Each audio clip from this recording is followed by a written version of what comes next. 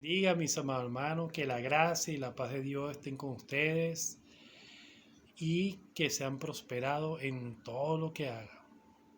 En esta mañana quiero compartir con ustedes una porción bíblica que se encuentra en el libro de Joel, capítulo 1, versículo 4, y dice así: Lo que quedó de la oruga comió el saltón, y lo que quedó del saltón comió el revoltón, y la langosta comió lo que del revoltón había quedado.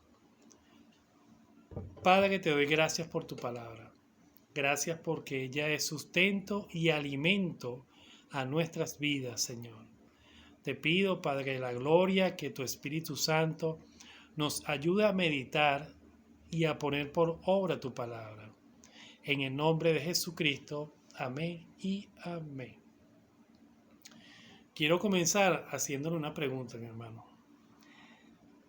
¿Sabía usted que cuando se originó fue producto de una semilla? Usted es la milésima porción de semen unido al óvulo de su mamá. Entre millones de candidatos, Dios fue tan cuidadoso al escogerlo usted.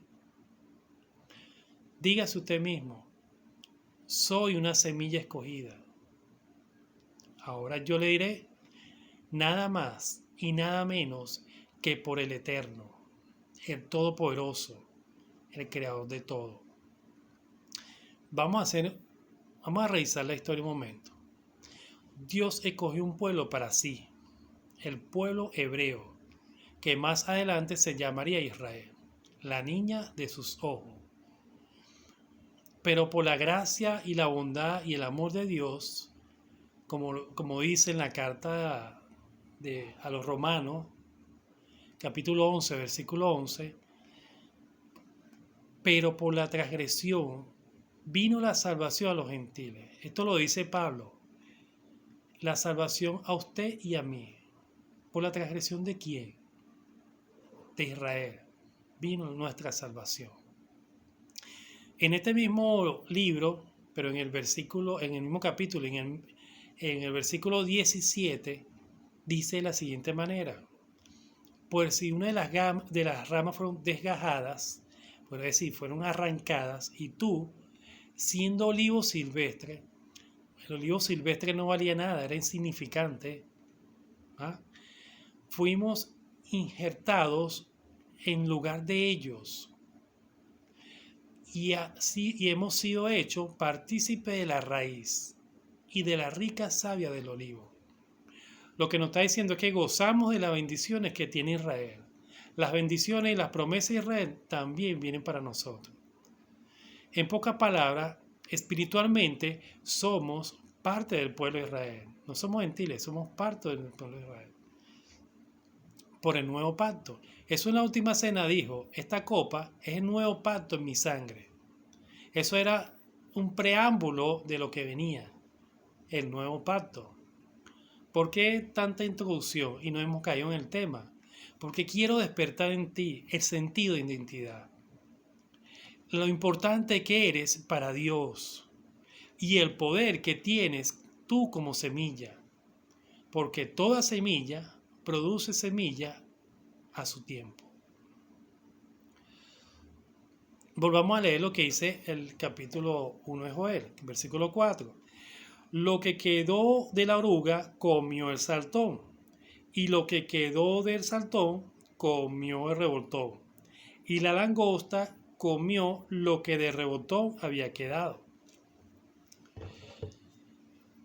Lo que está sucediendo en ese tiempo es que Israel cae en desobediencia, cae en pecado.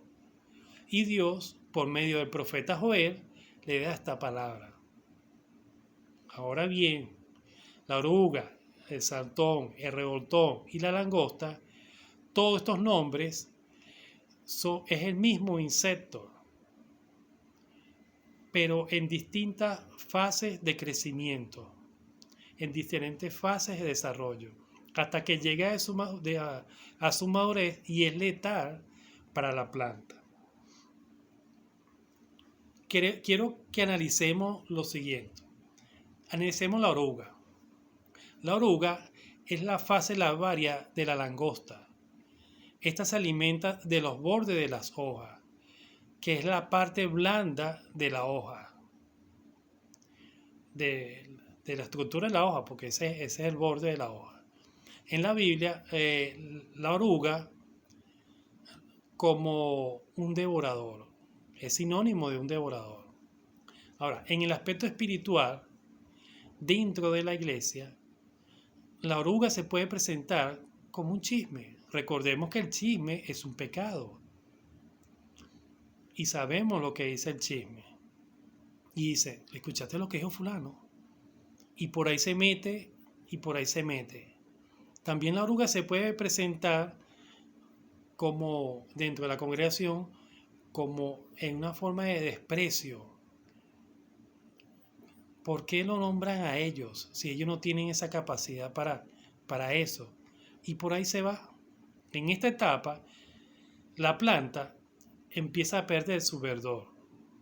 Y en la vida espiritual de un creyente, cuando la oruga empieza a comerse su estructura, la parte blanda de este creyente, los sueños y las metas que tal vez él tenía se opacan, deja de soñar. Ahora quiero que analicemos el saltón. Lo que quedó de la oruga comió el saltón, dice la palabra.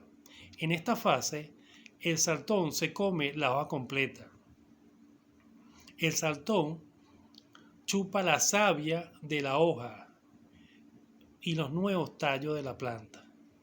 La savia, dicen los científicos, que consiste de agua y minerales, que son los que regulan el crecimiento de la planta. En el aspecto espiritual, el saltón va aniquilando la vida del creyente, porque se presenta de muchas formas. Tal vez escuchar que dice, en esa iglesia no te aprecian.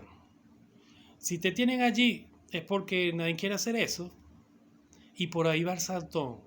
Cuando el saltón espiritual chupa la savia de un creyente, es cuando vemos que después de haber mostrado un crecimiento espiritual considerable, empieza a pasmarse este hermano y hasta descrecer.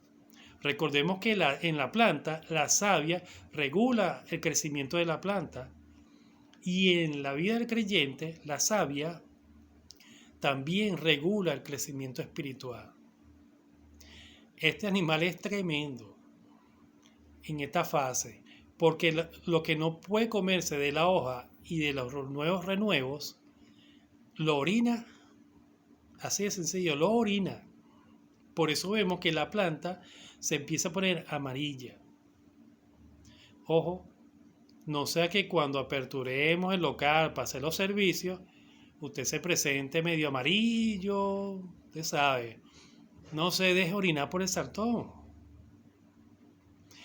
Este animal, en esta fase, detiene la fotosíntesis de la planta.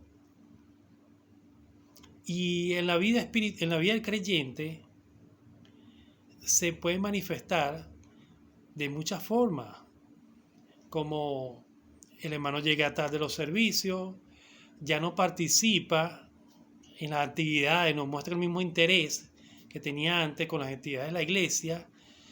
Es decir, se le detuvo la fotosíntesis al hermano.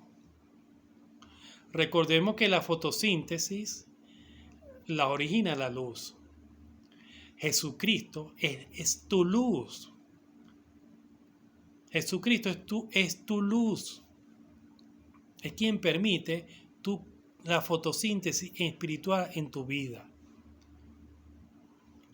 Pero en este tiempo, tal vez has dedicado más tiempo a las redes sociales para no hacer nada que buscar de la palabra de Dios, de la lectura de Dios, de la presencia de Dios. Por eso el saltón te está comiendo la hoja. Ahora quiero que analicemos el siguiente animalito, que es el revoltón. Fíjense en algo. Lo que quedó de la oruga comió el saltón. Y lo que quedó el saltón comió el revoltón. Aquí no se pierde nada. En esta fase, el revoltón se come las ramas. En lo espiritual, un hermano en esta condición tal vez proyectaba ser un líder prometedor, pero el pecado de revoltón se comió su rama. En esta etapa del creyente, sabe lo que es correcto, pero no lo quiere hacer. Ese es el hermano que ya el revoltón está dándole ahí. Ahora, si eres padre espiritual o por genética, las ramas son tus hijos. Y el pecado, el revoltón, le abre las puertas al diablo para que vaya por ellos. Mucho cuidado. Mucho cuidado. Ahora quiero que analicemos el otro animal, por último, que sería la langosta. La langosta comió lo que el revoltón había quedado. En esta fase, la planta solo le queda el tallo. Pero como la langosta ya adulta tiene poderosos dientes, termina con la planta. La langosta, con sus poderosos dientes, puede hasta devorar el tallo de la planta, hasta acabar con ella, llevando a la planta hasta la muerte. En lo espiritual, en esta etapa, el creyente que ya ha dejado que todos estos animales que estén sobre él, que actúe sobre él, ya no quiere ir más para la iglesia, prefiere quedarse en su casa. Con todo lo conversado, analicemos en nuestras vidas si hemos permitido que la langosta del pecado se esté alimentando de nosotros. Tu vida es como una planta y el pecado es la langosta. Por lo tanto, cuidémonos del pecado, ya que es muy sutil, casi imperceptible. Todo pecado comienza por algo insignificante, pero si permitimos el crecimiento, puede llegar a comerse el matrimonio, tus planes de juventud y tu vida espiritual, tu comunión con el Señor. El Señor en su palabra dice: no dejes que el pecado se enseñoree de ti. El Señor dice: convertíos a mí con todo vuestro corazón.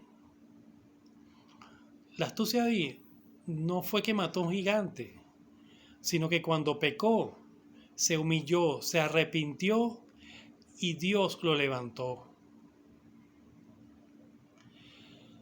Quiero que en este momento tú puedas reflexionar en lo que va del año y arrepentirte y seguir adelante. No dejes que el pecado destruya tu vida. La palabra dice en Primera de Pedro 5:6: